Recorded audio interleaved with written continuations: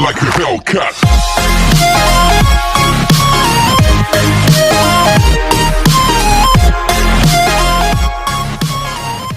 Assalamualaikum warahmatullahi wabarakatuh.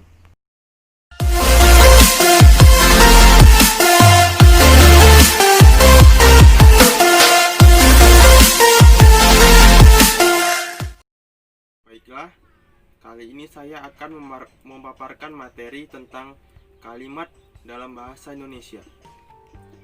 Kalimat dalam bahasa Indonesia adalah satuan bahasa berupa kata atau rangkaian kata yang dapat berdiri sendiri dan menyatakan makna yang lengkap.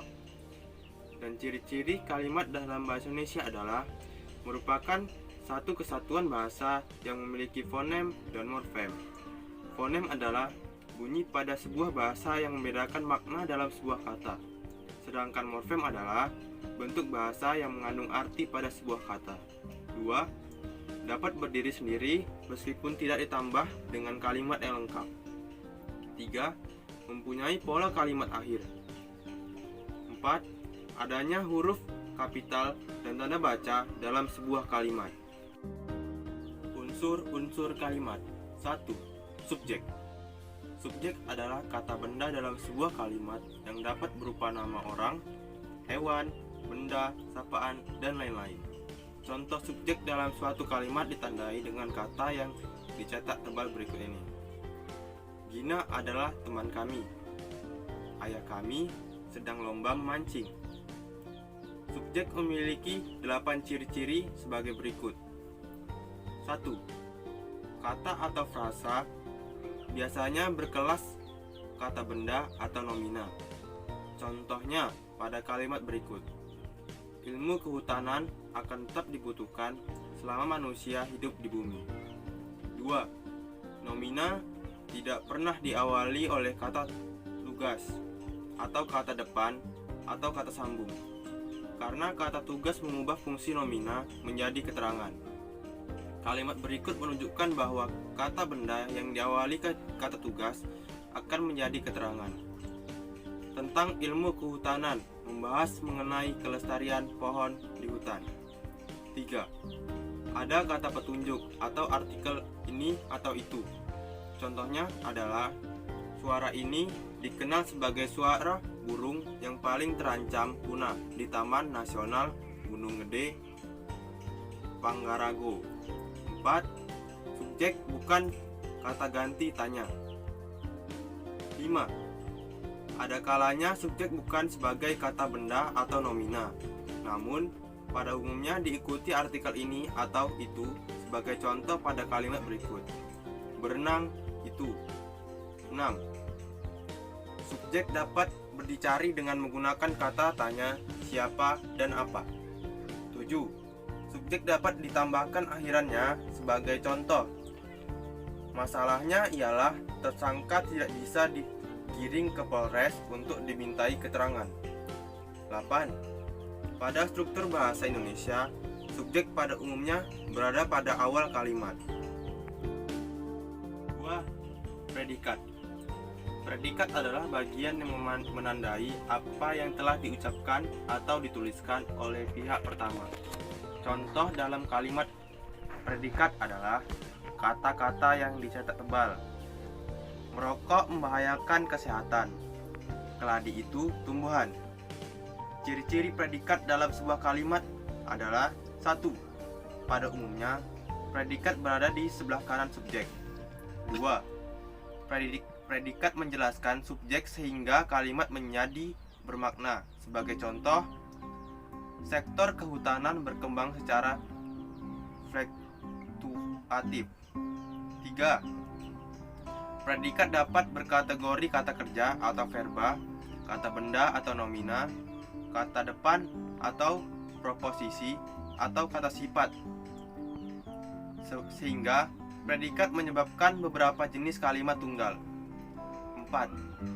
Predikat mengisyaratkan perlu tidaknya kata lain di sebelah kanannya agar kalimat menjadi lebih lengkap. 5. Pada umumnya, predikat dapat dicari dengan menggunakan kata tanya sebagai mana.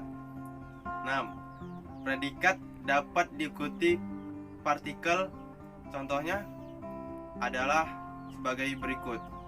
Tertawalah ia pada saat malam itu. Objek. Objek adalah sebuah hal atau perkara yang akan menjadi topik pembicaraan. Fungsi objek adalah membentuk kalimat utama pada kalimat berpredikat transitif, memperjelas makna dalam sebuah kalimat, dan membentuk kesatuan atau kelembapan pikiran dalam kalimat. Ciri-ciri objek adalah 1. Objek berada di samping kanan predikat tanpa disisipi kata, kecuali pada kalimat pasif. Contohnya adalah ITB mengadakan langkah-langkah pelestarian alam di sekitar kampus. 2. Kata atau frasa yang bisa menjadi objek berkelas kata benda. Contohnya, tingkat pendidikan petani yang rendah menyebabkan penguasaan teknologi. 3. Objek dapat berpindah posisi menjadi subjek bila predikatnya diubah menjadi pasif. Contohnya, pemerintah dapat menciptakan kondisi yang kondusif.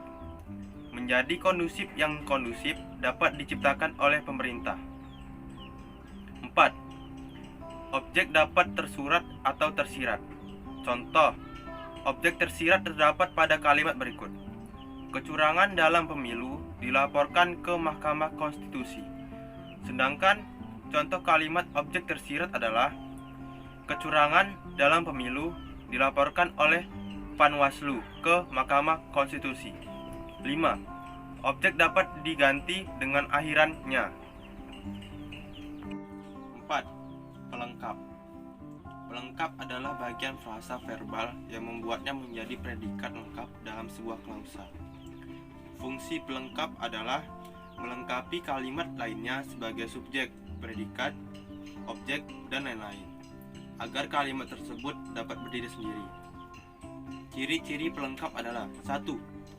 Pelengkap berkategori kata atau frasa nominal, verbal, atau adjektifal.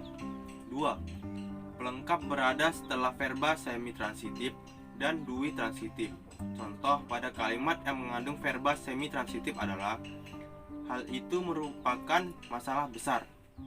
Contoh pada kalimat yang mengandung dui transitif adalah Pak Wirya menugasi mahasiswa membuat desain.